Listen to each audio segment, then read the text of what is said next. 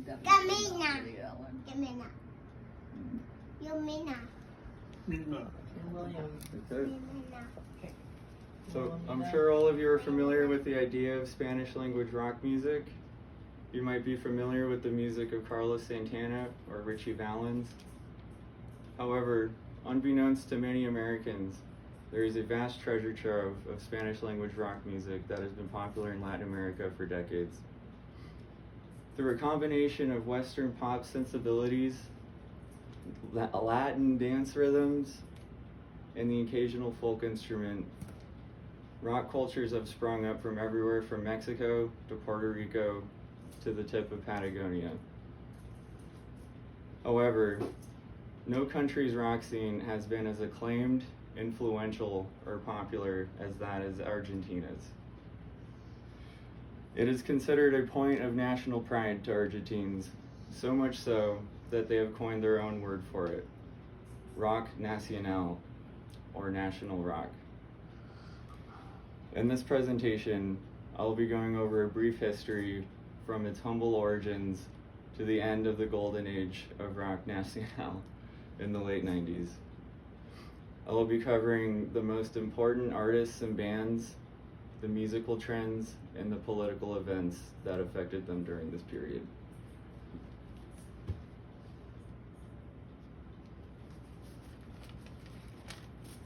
So, the origins of Argentine rock can be traced back to the popularity of the Beatles.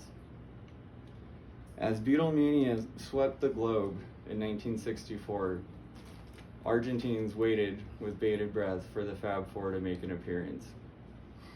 However, as a result of their poverty, the Beatles would never tour in South America. This led to an impresario named Rudy Duclos going to America, finding a copycat look-alike band called the American Beatles, bringing them back to Argentina and attempting to pass them off as the real thing. After booking them on several television shows across Buenos Aires, it became immediately apparent that these were not, in fact, the real Beatles. And this became a major source of embarrassment and derision in Argentine media. However, the silver lining to this event is that an Uruguayan named Hugh Fattoruso was inspired by seeing these fake Beatles' long hair and decided to start his own band, Los Shakers. This group was at the forefront of a phenomenon known as the Uruguayan invasion, in which many Uruguayan bands attempting to copy the sound and style of the Beatles became popular across Argentina. And they sang in English. Around the same period, Argentina fell under the control of a man named Juan Carlos. I'm sorry, I have to check. He's got a hard name. Onganía, who led a military coup leading to a dictatorship. As a result of this dictatorship, he revoked academic freedom, and as students and professors protested around the country, he did what is referred to as La Noche de Bastones Largas, which the military came in and forcefully disbanded these protests. As a result, this led to a counterculture movement. And it was a combination of this oppression and countercultural movement, in addition to the Uruguayan invasion, that led to the release of a song called La Balsa by Los Gatos. It was one of the first Spanish language rock songs produced in Latin America, and it was an overnight success, selling 250,000 copies. It is also considered to be the birth of rock nacional.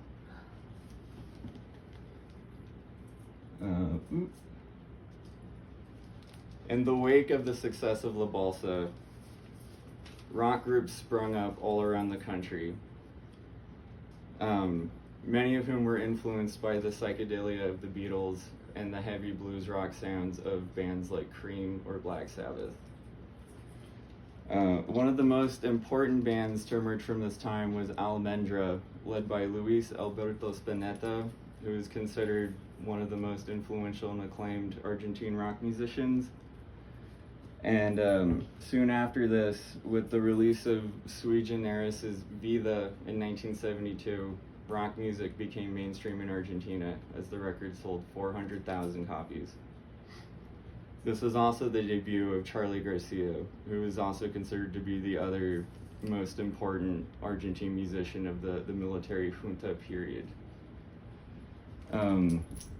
Also in 1973, Spinetta, that guy from Almendra, he released an album called Arto, which to this day is considered to be the most critically acclaimed and influential album in Latin rock history. It's essentially the South American equivalent of their Sgt. Pepper's, so to speak. Unfortunately, things would actually get much worse politically for Argentina. Beginning in 1976, right-wing military death squads caused the disappearances, in other words, the torture and death of upwards of 30,000 people over the next 7 years. This political action coincided with, or contributed to, I should say, a lyrical development in Argentine rock where the lyrics became much more topical and politically focused, often through metaphor, in an effort to not be persecuted by the government. And the musical trends at this time, the music became much more complex, with experimental song structures and a heavy jazz influence. These influences can be seen on releases by Spinetta through his bands Invisible and Spinetta Jade, as well as Charly Garcia's new band, Seru Giran, which was the most popular group in Argentina from the late 70s to the early 80s. A major musical event of this period was a show that Seru Giran played in Buenos Aires in 1980, where 60,000 fans began to chant the lyric "No se banca más" from the song La Grasa de los Capitales, which translates to "It will not be tolerated anymore." Thankfully, things would soon improve after this. Raúl Alfonsín, despite the military junta's best efforts, won the election of 1983, restoring democracy to Argentina.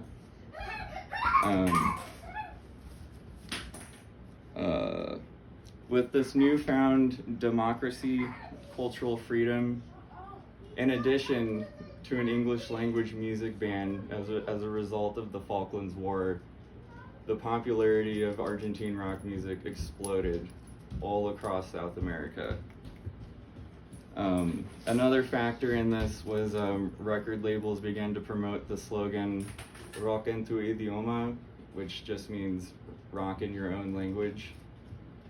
Around this early new democracy period saw the formation of Soda Stereo. It was often considered to be the most popular and most important Latin rock band of all time. With the releases of their 1985 album Nada Personal and Signos in 1986, they began the trend of Latin rock or Argentine rock musicians branching their popularity off into the rest of the continent and into Mexico. And this early democracy period also saw the debuts of Fito Páez and Los Fabulosos Cadillacs, who would become much popular in the following decade. So this rock nacional would reach its peak popularity in the 1990s, especially when Soda Stereo released their album Canción Animal, which featured the smash single De Música Ligera, which is considered to be one of the biggest, most popular Latin rock anthems. It is said to capture the feeling of freedom that many Latin Americans experienced as many countries transitioned from their dictatorships from the 70s and 80s to democracies. Other important artists from this time, as I mentioned previously, was Fito Páez, who released El Amor Después del Amor, which became the most popular album in Argentine rock history. It sold 1.1 million copies and is second in total sales figures, only behind Mexican pop singer Luis Miguel. Another important release of this period was the song Matador by Los Fabulosos Cadillacs, which captured the feeling of oppression that, again, Latin Americans experienced under those military dictatorships of previous decades. However, as musical trends become popular, they must soon decline. And this decline can be seen at the end of the 1990s. In 1995, Soda Stereo released the much more laid-back and sampler-driven Sueño Stereo. And after a sold-out Latin American tour, they broke up in 1997, signaling the end of the golden age of rock nacional. And after this point, rock begins to lose its position as at the forefront of the Argentine music scene. It becomes displaced by electronica and what they call urbano music genres, like RKT, which is just Argentine reggaeton, and trap music later on after that. And it's important to note that the frontman of Soda Stereo, Gustavo Cerati, was a key element in this transition, being one of the most influential and revered figures in Argentine music history. He led this transition with his debut solo album, Bocanada. However, the legacy of Argentine rock lives on. The rock scene continues to this day with indie acts such as El Mato a un Policía Motorizado and alternative artists such as, I forgot her name, Marilina Bertoldi. There's also many urbano artists today who cite Argentine rock acts as an influence, such as Catriel and Paco Amoroso. And today you can still find lots of graffiti and murals depicting famous Argentine rock musicians throughout Buenos Aires. And in the words of Vicentico in Los Fabulosos Cadillacs' hit single Mal Bicho, un canción que es valiente es un canción para siempre, or a song that is brave is a song forever. Thank you. Alright, that was terrible. Thank you.